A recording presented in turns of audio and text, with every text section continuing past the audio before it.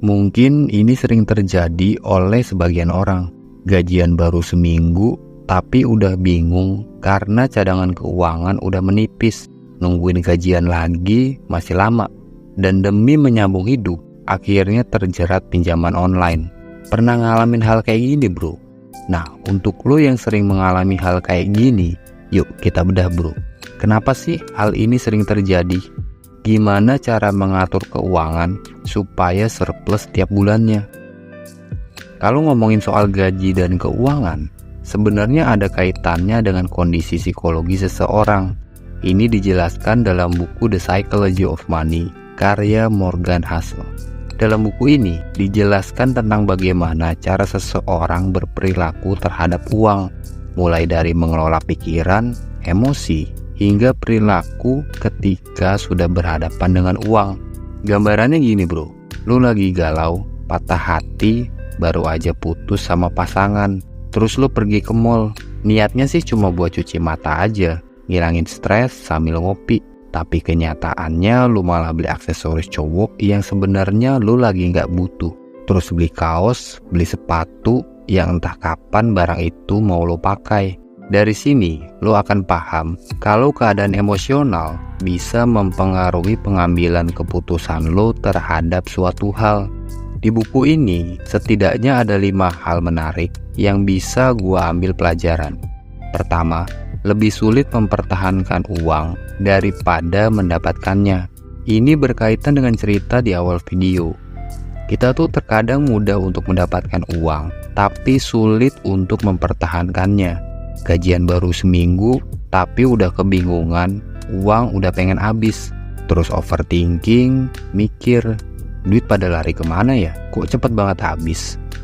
Ada satu ungkapan yang sangat menarik di buku ini. Getting money is one thing, keeping it is another. Ini maksudnya adalah mendapatkan uang dan mempertahankan uang adalah 2 hal yang berbeda. Untuk mendapatkan uang, banyak caranya. Lo bisa kerja kantoran, lo bisa bisnis kecil-kecilan, jual skill, dan lain-lain. Tapi untuk mempertahankan apa yang udah lo dapat, itu jauh lebih sulit. Dan hanya ada satu cara bro, merubah mindset, merubah mentalitas. Contoh gampangnya gini, saat lo dapat uang, entah itu dari gaji, bonus, atau apapun itu, pikirkan gimana caranya supaya uang lo tadi jadi berkembang, bisa nambah banyak. Ini pernah gue lakuin bro. Dulu gue selalu sisihkan uang gajian untuk beli logam mulia 3 gram tiap bulan. Ini gue lakuin selama 2 tahun dan konsisten. Dulu gue beli per gramnya kisaran 450.000. Dan boom, saat pandemi covid, harga logam mulia melonjak hingga di angka 1.050.000. Yuk bro, gue yakin lo bisa. Ubah mindset, ubah mentalitas. Perbaiki manajemen keuangan lo, pikirkan jangka panjang. Nomor 2, membuat keputusan keuangan tidak berdasarkan data. Pernah ngalamin bro, lo membeli sesuatu karena terprovokasi. Misal lo ke minimarket, tujuan awalnya tuh cuma mau beli rokok. Terus karena lo lihat di situ ada diskon, lo jadi beli produk lainnya. Padahal lo tuh sebenarnya nggak pengen beli produk itu. Contoh lain, lo terprovokasi sama teman untuk beli tiket konser musik. Padahal lo tahu budget lo lagi pas-pasan, tapi lo bela-belain untuk hutang hanya untuk nonton konser. Dalam buku Psychology of Money, ini yang bikin lo menjadi konsumtif dan boros, nggak tepat sasaran dalam menggunakan uang. Mungkin bagi beberapa orang yang berasal dari keluarga kaya, mereka nggak butuh waktu lama untuk memutuskan barang mana yang akan dibeli. Tapi buat kita bro, harus punya pertimbangan sebelum menggunakan uangnya. Dan yang terpenting, jangan terpengaruh oleh orang lain. Bijak dalam mengelola keuangan, keluarkan kalau memang itu benar-benar tepat sasaran.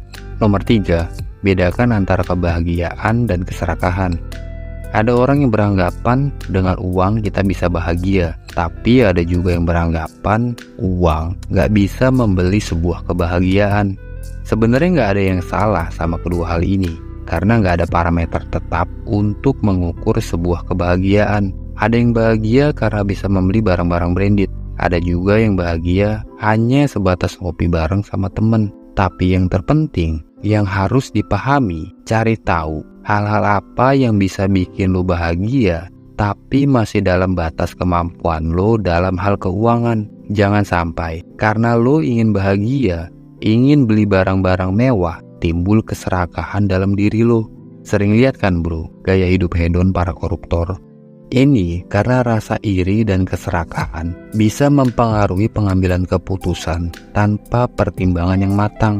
Bahkan ada biaya yang sangat besar untuk dikeluarkan daripada kepuasan yang didapat. Jadi pastikan bro, lo harus selalu bersyukur atas apa yang udah lo dapatkan sampai hari ini. Nomor 4, utamakan prioritas. Cara bijak dalam mengelola keuangan adalah lo harus tahu apa kebutuhan lo dan mana yang jadi prioritas.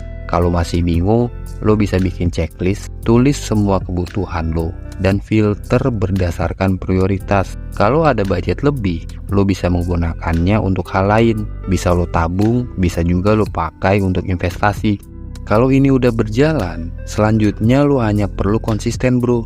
Karena kunci keberhasilan secara finansial membutuhkan konsistensi, konsisten menabung, konsisten berinvestasi, konsisten menahan diri dalam menggunakan uang hanya untuk kebutuhan prioritas.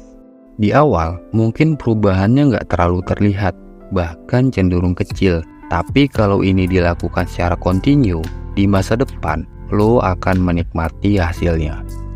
Nomor 5, pilih harta yang tidak terlihat.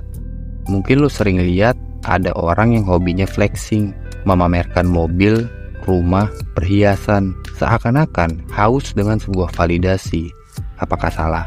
Nggak semuanya salah, tapi nggak semuanya benar juga, tergantung tujuannya. Apakah untuk pamer atau untuk memotivasi? Menurut Morgan Housel, kalau seseorang punya mindset ingin menjadi kaya agar membuat orang lain terkesan, justru akan terjebak dalam jurang keserakahan, selalu merasa kurang, selalu ingin lebih dan lebih. Kalau orang yang benar-benar kaya, mereka nggak akan menunjukkan kalau mereka itu kaya. Bahkan mereka cenderung berpenampilan sederhana dan tidak menonjol.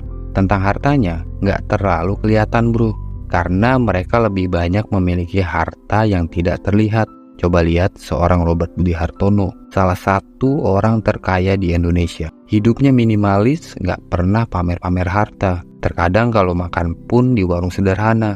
Ini selaras dengan yang dijelaskan oleh Morgan Housel. Lebih baik alihkan uang dalam bentuk kekayaan yang tidak terlihat, seperti tabungan atau investasi. Karena dengan mengalokasikan uang untuk investasi, di masa depan lo akan jadi lebih kaya, lebih keren, dan lebih dihormati di mata wanita. Semoga bermanfaat. Semangat bro.